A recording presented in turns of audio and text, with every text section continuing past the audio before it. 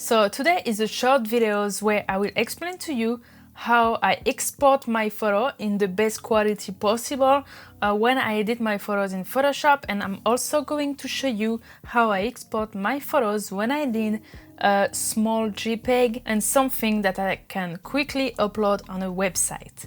So let's jump in Photoshop and then Lightroom, and I'm going to show you that. I am at the end of this edit and now I want to export this photo to use it like post it on Instagram, post it, send it to a client, send it to a friend, you know, whatever it is. And the best way to export it to have the best quality possible is this way. So what you are going to do is to do Command Shift S or just do File, Save a Copy, and then here you just have to choose the format you want, and the format that we want is JPEG. Then you rename your photo. So here I'm going to call it JPEG for YouTube because at least I know that this is the JPEG I use for this tutorial.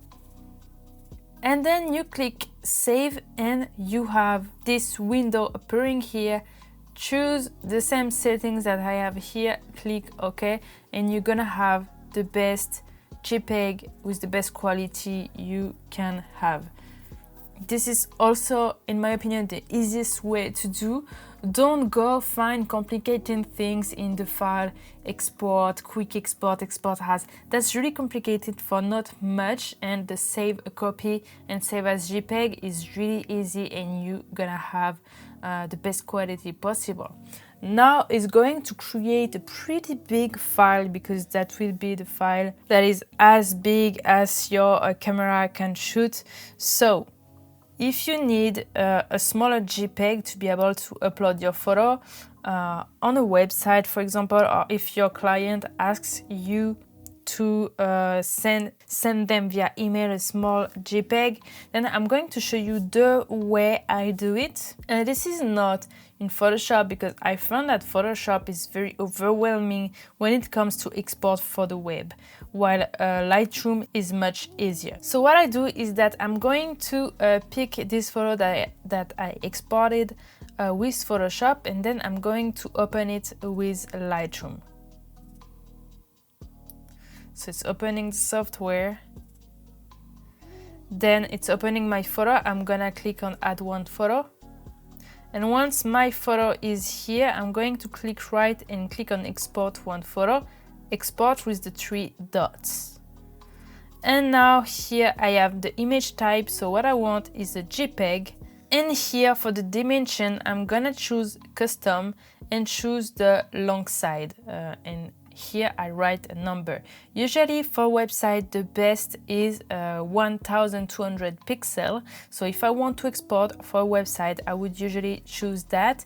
Sometimes your clients can say, okay, send me a small JPEG with 2000 pixel long side. So you just write 2000, and here that will be this size. For the quality you keep 100%. Here I would recommend to choose copyright only. That means that all the data from the camera won't be included. That would be only the copyrights only. And here for the file name you could choose original name or choose your own name. So here I'm gonna choose original.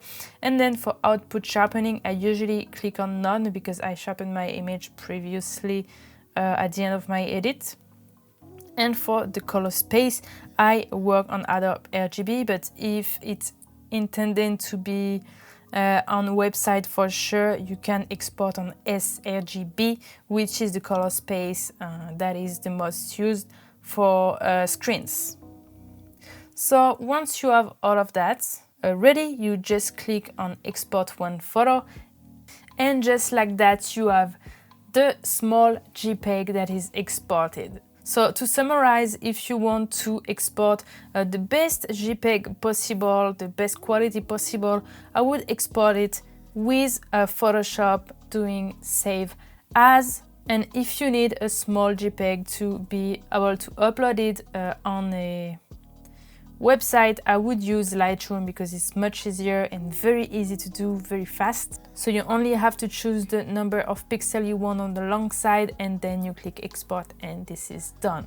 Now, a little advice for Instagram. I usually just upload my big file that I exported with Photoshop, and I've always been doing that. It's working very well, the quality is great, so I would really recommend to just upload this JPEG that you exported with Photoshop. So that's my advice for Instagram. I hope you like this video. If you want to learn everything about travel, photo retouching and editing, Retouching Bootcamp, my 4-week course, is reopening at the beginning of October.